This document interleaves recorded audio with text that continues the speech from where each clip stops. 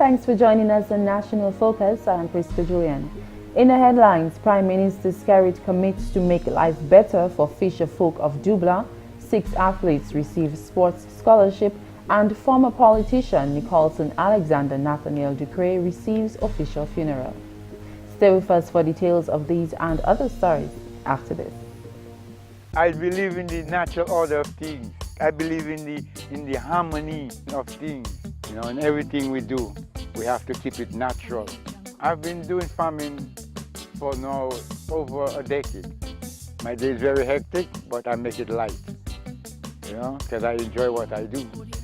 I enjoy producing the best quality goods and to make sure that the people that receive it, they receive the best that they can ever get. Right from the farm, everything that I grow, I process them back into the farm so that the same things that grow in the farm is what protects the farm. Tourism is my business. It's not just dealing with the foreigners that come in, but it's preparing those things that when they come, they can feel and taste the difference in coming to this exotic island. And it starts with the farmer, because we provide the things that they eat, that they taste, that they drink. I believe in my heart that it's my responsibility to provide quality. My name is Tony Alves, and tourism is my business. Thanks for staying with us. The Honourable Prime Minister continues to avail himself to meet one-on-one with citizens. On Monday, the Honourable Prime Minister met with fisherfolk of Dublanc to discuss the way forward for the industry. At the meeting, several requests were made which the fisherfolk believe will improve their businesses. Some of the requests made were additional locker rooms, 2 fiberglass boats, and storage facilities, among others. The boats, you have estimates for the boats, the invoice for the boats, the 2 boats. We'll get that for the 2 outboard motors, pass it on to the power rep, and right after the budget is passed, we will give you the money. Okay, so we'll give the committee the money and you'll acquire those boats. There will be some understanding of how these boats, so you need to let us know how are you going to be managing those boats to the benefit of the membership. Okay? To the benefit of the membership. So if it's a decision that you have taken among yourselves, that is the approach that you are taking. You need to write to the power rep, write to myself to indicate that we met and we took a decision as a body. That's how we're going to do things. We'll buy the 2 boats, and the boats will belong to us, and we'll have a schedule. 2 days of the week is this team, 2 days is that team, 2 days is this team. However you intend to manage it, let us, you will have to determine that. The Honourable Prime Minister gave the commitment to construct the locker rooms and the storage facilities. He vowed to work collaboratively with the fisherfolk to make life better for all. We are here to support you in what you're doing to create a better way of life for yourself. Okay? But the success of these initiatives will depend on yourself. And it's important that we have to work together. We'll all have different ideas. We'll all have different ways of how to do things.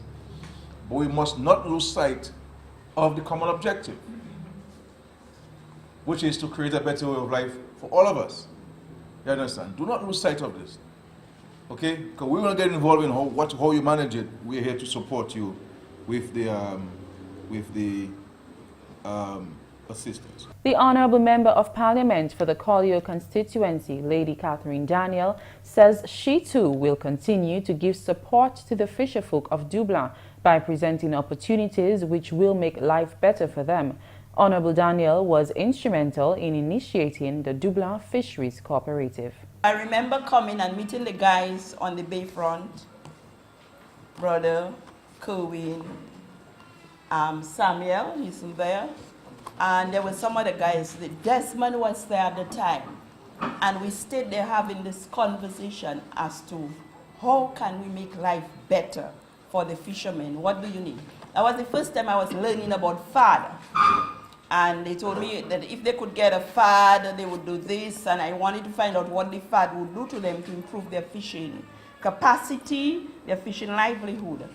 And it was explained to me, and that was the first type of funding I got. Also this news time, 6 student athletes from the Dominica State College have been awarded Dominica's first sports scholarships to higher education. The students are receiving partial scholarships from 4 United States universities. In January of this year, the athletes attended the Free Kick College Players Showcase in St. Lucia, arranged through efforts of the Harlem Sports United Club of Newtown. That tryout camp was organized and hosted by Free Kick Foundation of Georgia, operating in St. Lucia. In addition to the partial scholarships awarded by the universities and colleges, government will be providing assistance to the students. The Honorable Minister for Tourism, Senator Robert Tong, represented the Honorable Minister for Sports, Justina Charles, at a press conference to officially present the scholarships on Wednesday. The government of Dominica is aware of the importance of sports and the positive impact it has on our youth and also the potential of sports tourism. The Honorable Prime Minister, Dr. Honorable Rosa Skerritt, has approved, so your sports club has actually written to the Prime Minister asking for additional support for all of the 6 persons here today. And the Prime Minister has approved the request by the sports club to provide you with the additional support to make the cost a lot less. The grants will be administered through the Ministry of Education and Human Resource Development. All scholarships were awarded based on academic and sports performances. The sporting skills of the students were judged by coaches of several U.S. colleges and universities. And Honorable Tong admonished the students to make the most of the financial investments being made. We encourage you to remain focused in your academic and sports pursuits. You have received partial scholarships and the balance has to be paid by your parents. While there's excitement, parents now have to take the responsibility of topping you up and making sure that you're okay. So it's important on you to continue moving forward doing the right things. Your parents will have to make major sacrifices. It's not going to be easy for them. So therefore they expect you to work hard, to work smart, so that when you come back, they'll be proud of you and you'll also be proud of yourselves. He further encouraged the students to be ambassadors for their clubs and for Dominica.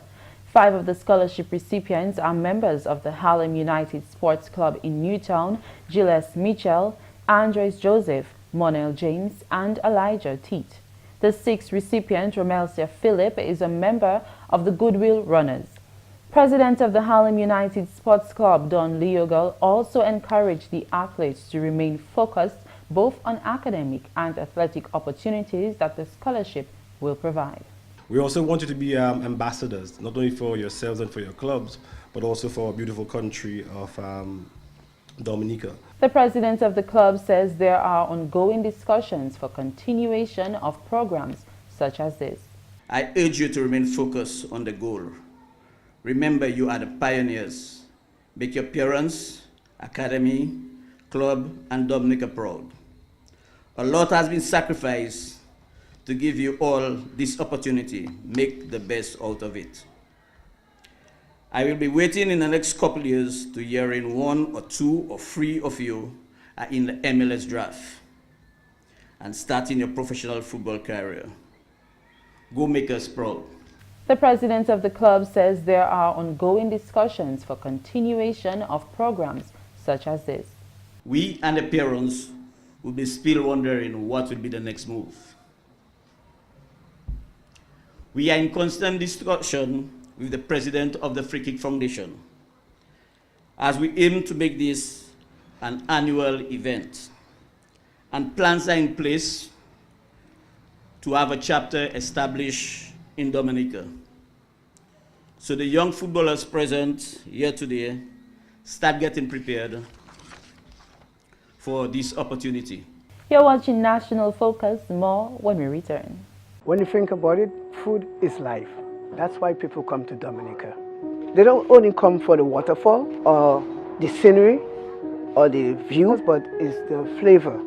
Sometimes it is just what they can taste. The flavors that we have here, you can't find anywhere in the world. They are truly unique. I've been in business 17 years, and I see so many guests come and go. My business is to put a smile on their face and something good in their belly.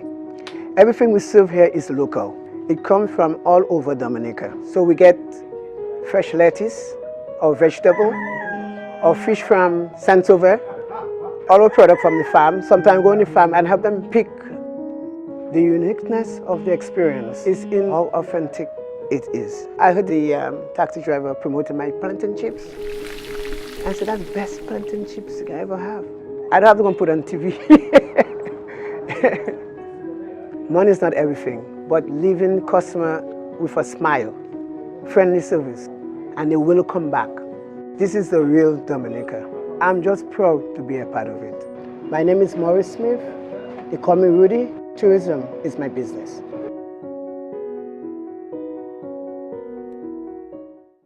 Welcome back. Dominica's Adult Education Division is mandated to develop national human resource through non-formal education, enabling each adult citizen, group, and community to progress and participate meaningfully in the development of Dominica. Every year, the division holds its summer program to further assist this mission. GIS's Kadisha St. Louis met with the Adult Education Officer, Francisca Joseph, to find out more about that program. Right now we are at the Adult Education Division building speaking to Adult Education Officer Joseph. Right now you're having your summer program, so can you maybe tell us a little bit about the division as well as the summer program? Right. Adult Education Division is under the Ministry of Social Services, Family and Gender Affairs. And some people may say, why education under social services? Because of the shift of our programming, which encompasses a lot of community development work, getting our clientele to be equipped with relevant skills, employable skills for sustainable development. Right. And every year at this time during the months of summer, of July and August, we organize summer program on a national scale. So it is decentralized, and every zone, which is 7 of the adult education zones, we have programs ongoing in all these areas. Okay. So maybe can you tell us some of the regular programs that you have? Yes, this year we are offering 26 courses. Wow. And all over the island, in north up to the east and southeast. So this year we have things like plumbing. Well, we have had plumbing before and people continually ask for it. So we offer basic plumbing, we offer basic electrical wiring. This year we have a new one, makeup application. This one will be done in Portsmouth. And we have guitar playing in the northeast. The northeast would be Calibishi area. We do basic intermediate sewing in Wesley as well as in Roseau. We also do bread and pastry making in Tetmon. And we have community education sessions as well in the southeast along with sewing. And we, in the east, we have basic plumbing, we have interior decorating, and we do tile laying. What always comes up every year is food preparation, and we added another item to food preparation, which is bartending. And this will be held in St. Joseph. And in Soufriere, we are doing fish preparation. As you know, Soufriere is a fishing community. So we are offering the people the fish preparation and presentation. Wow. So what is the general response like towards the program? The response is great. In Roseau alone, we have over 100 people registered for summer courses. As you know, well, Roseau takes the cake really every year because we cover Roseau and environs, not just Roseau. And in the areas, it is a bit more challenging, as you realize, because you have to do a lot of mobilization to get people on board.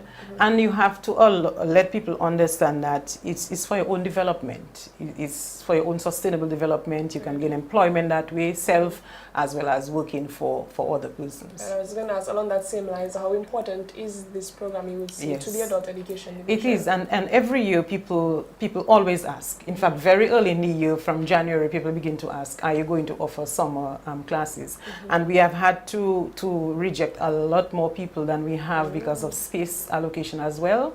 And you can understand sometimes the resources are not readily available. But we are thankful that we are using schools for that purpose. The Ministry of Education has made schools available to us to use, as well as the equipment. We use any spot that is available to us, we use it. And we are thankful for all the collaborative efforts that we've had with other ministries and organizations. Because I was just going to ask, what is the government support like towards these programs? Yes, they do a lot of support. We get some of the resources, material. We also have some of the areas. We have funded programs too as well. Some people assist us. And people are quite willing to come in and offer their services. Imagine the facilitators, they're not getting a payment. It's really a voluntary service. Okay. And we are so very happy that some of them have decided sometimes to retire, but they come on board and they want to assist the persons in equipping their skills. Okay. And this is really what we are doing. Right. What is the registration process like? How does one get registered? A lot of our ads are through word of mouth. We use social media. Officers use their Facebook page. They use the WhatsApp messages. As you know, that's how people talk nowadays. And we advertise the program as well. So we do a lot of community home visits. Officers, that is the main area of recruiting people for our program, both facilitators and participants, is through home visits. Okay. So we go to the various homes and we organize, we meet with the people, we question them. And some people come on their own and say, "But I know you're doing every summer. What it is that you have for us this year?" So people really come on board. Okay. In terms of success stories, are there any maybe particular ones that come to mind as a result of these programs? Yeah, we've had a number of people who come in. A lot of people who come, they already have their some of them have their small businesses and they want to augment. A lady came in from the north because she wanted to learn how to do pastry, because she has a little outlet that she sells stuff, but then her pastry wasn't coming out too good. So she came in to be able to do it better and to be able to sell it. So we've had the persons who come in, and some people tell you, "I want to learn to make my skirt too long, I have to be paying every time for somebody to sew for me. So I have a piece of cloth, I need to be able to make a skirt, so I come in, I learn how to do a skirt." So we've had a lot of persons coming in to tell you that is how I began. And we have facilitators themselves who started with us in the summer program. They themselves are now assisting us in facilitating. And another attraction for the summer program is our annual exhibition that we always have every year to culminate the summer courses. Okay. And this year we have it on September 1st, where everybody from all over the island will converge into town, and where we will exhibit everything that they've done over the summer months, as well as some programs that we've done over the past year. That sounds wonderful. Is there anything else you'd like to add? Yeah, I want to just say to Dominica that let us forget the notion that adult education is just for persons who are unable to read and write. I think that is what the notion that has gone out for so long, that if you come to adult education, it means you're stupid. You're not stupid. It means you want to learn your skill, you want to develop yourselves. And we have persons, those of you who may not be successful this year at the CSEC exams, we are open. Registration is open all now for you to come in. We offer a wide range of subjects. We offer math, science, social studies, principles of business, principles of accounts, social studies, and come in and register with us. We have some very good facilitators who have been trained, who are willing to offer their services to ensure that you are equipped with the relevant skills for nation building. Definitely. Thank you so much, You're Ms. welcome. Joseph. For GIS News, Kadisha Sendley. Thanks, Kadisha. And finally, this news time, last respects were paid as the late Nicholson Alexander Nathaniel Ducreay was laid to rest. The official funeral, which took place at Our Lady of Fairhaven Cathedral on Wednesday, was attended by the President of Dominica, His Excellency Charles Savre, and Mrs. Savre, Honorable Prime Minister Dr. Roosevelt Skerrit, and other members of Cabinet, family, and other government officials. Mr. Ducreay will be remembered as a politician who focused on developing his country, serving both through the public sector and as a representative in the political arena. In 1957, he contested the elections on August 15th for the Roseau North Electoral District and won his seat as an independent candidate, as no political party contested the elections then. He was the youngest individual at the time voted as parliamentary representative of the Roseau North constituency in opposition. In the general elections of 1961, Ducreay won again the Roseau North constituency seat, this time under the Dominica Labour Party, led by E.O. Dublanc. He took his oath as Minister for Trade and Production on February 2, 1961, at the age of 30. On January 7, 1966, he won that seat again under the Dominica Labour Party and took his oath as the Minister for Trade and Industry on January 21, 1966. Additionally, Mr. Ducreay was appointed Deputy Premier as a result of the 1967 Constitution. His parliamentary career ended when he lost his seat in the October 26, 1970 general elections. He served in Parliament from August 15, 1957 to October 26, 1970. He was interred at the Roman Catholic Cemetery. Before the Creole segment of the news, here are a few announcements. The Government of Dominica, in collaboration with Mott MacDonald Limited, consulting firm engaged to undertake feasibility study and design works for the rehabilitation of the road from Lubia to Bagatelle, invites residents from the following communities to town hall meetings to discuss the scope of the project, as well as to receive feedback from residents on the following dates. Thursday, 20th July 2017, residents of Grand Bay, Tetmon and Dubic at 6 p.m. at the Grand Bay Community Center. Friday, 21st July 2017, residents of Pichelay and Bellevue-Chopé at 6 p.m. at the Pichelay Community Center. Saturday, 22nd July 2017, residents of Lubia, Madrel and Fort Baron at 5 p.m. at the Lubia Community Center. Also, the family of the late Ramona John is asked to get in touch with the management of the Princess Margaret Hospital at telephone numbers 266-2101 or 266-2087 as soon as possible. When you think about it, food is life. That's why people come to Dominica. They don't only come for the waterfall or the scenery or the views, but it's the flavor. Sometimes it is just what they can taste. The flavors that we have here, you can't find anywhere in the world. They are truly unique. I've been in business 17 years, and I see so many guests come and go. My business is to put a smile on their face and something good in their belly. Everything we serve here is local. It comes from all over Dominica. So we get fresh lettuce, or vegetable, or fish from Saint-Sauveur, all our product from the farm. Sometimes go on the farm and have them pick. The uniqueness of the experience is in how authentic it is. I heard the taxi driver promoting my plantain chips. I said, that's the best plantain chips I ever have. I don't have to go and put it on TV. Money is not everything, but leaving customer with a smile, friendly service, and they will come back. This is the real Dominica. I'm just proud to be a part of it. My name is Maurice Smith. They call me Rudy. Tourism is my business.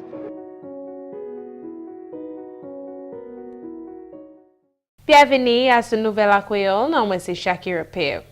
Premier ministre Honorable Dr. Roosevelt Skerrit a continué pour faire quoi vela bat tout Dominicain. Lady Premier ministre a joint et puis pêcher au Dublanc pour discuter manière pour aller d'ouvert. En meeting ça là, c'est pêcher là mande pour bagay yo quoi qui fait plus facile ba yo là yo aller pêcher. Yo mande pour yo place pour mettre poisson là là yo sorti à la mer, des bateaux et puis place pour yo mettre équipement yo. Honorable Skerrit dit gouvernement qui fait tout ça yo besoin available après budget la passé à parlement. Il aussi dit il veut continuer pour travailler et puis ces pêcher là pour faire la vie meilleure ba yo. Mam Parlement pour constituency cela, Honorable Lady Catherine Daniel, dit aussi qu'a supporté ces péchés là, et puis il a travaillé pour aussi faire la vie meilleure ba yo. Honorable Daniel pour initiative là pour faire coopérative péché là en Dublanc. À d'autres nouvelles, Mam Parlement pour constituency Salibé, Honorable Cassius Daru, dit bien plaisir pour travailler là qui a fait à Sushime Horseback Ridge à Bataka. Honorable Daru dit chime ça là, c'est un chime qui apporte à Kalinago Territory là, qu'on plante à servir chime ça là pour aller à jardin yo. Chime est vraiment dans mauvaises conditions.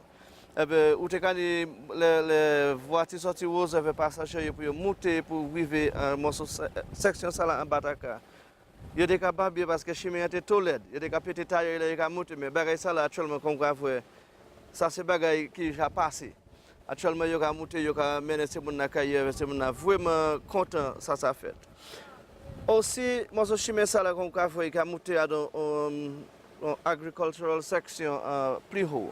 Et ces femmes là, ils ont bénéficié par ça. Parce qu'avant, ces rockstars là, ils n'ont pas de ça monter pour acheter produits. Ces femmes là, ils n'ont actuellement pas de problème. Aussi, moi je suis ça qui a aidé aussi en affaires bagay tourisme. Parce que je suis ça là, c'est tout opérateur, ils ont utilisé pour ça monter pour faire bagay comme sightseeing. Ils ont regardé pour porter enjoy, jouer nature. Gouvernement a dépassé plus que $250,000 pour réhabiliter Chimesala. Et puis finalement, membre parlement pour constituency Guantas, Honorable Ian Douglas, a encouragé pêcheurs Dublanc pour prendre l'occasion au gouvernement qui a fait avec la bayo. Honorable Douglas a parlé pendant un meeting qui était chaîne et puis pêcheurs Dublanc l'a dit Chimesala. Il dit ces pêcheurs là et puis c'est l'hôtel là qui a bâti en Guantas, ça c'est une bonne occasion pour y pêcher plus. L'année passée, le gouvernement a ouvert des multipurpose packhouse. Il y a packhouse à Guatas et puis il y a Goodwill. Honorable Douglas, qui aussi ministre, dit que ces packhouse là, c'est pas seulement pour produire fouet, mais aussi pour poisson. Le ministre a dit actuellement, Total a besoin de poisson et puis qu'il a Dominique pour faire poisson valable pour exporter. Ça c'est tout pour Nouvelle Créole. Moi c'est Shaakira Pierre. Au revoir. Here are some things to do to prepare for an earthquake and what to do once the ground starts shaking. Drop down, take cover under a desk or table and hold on. Stay indoors until the shaking stops and you're sure it's safe to exit. That's all for this edition of National Focus. We always welcome your suggestions and comments. Drop us an email at gis@dominica.gov.dm or visit our website news.gov.dm. Like our Facebook page, facebook.com/GIS News Dominica, and follow our Twitter at GIS Dominica. You can also catch up on past National Focus newscasts on our GIS YouTube channel. Live streaming is also available on our YouTube channel 24 hours a day. From all of us here on the GIS News production team, I am Prisca Julien. Thanks for watching.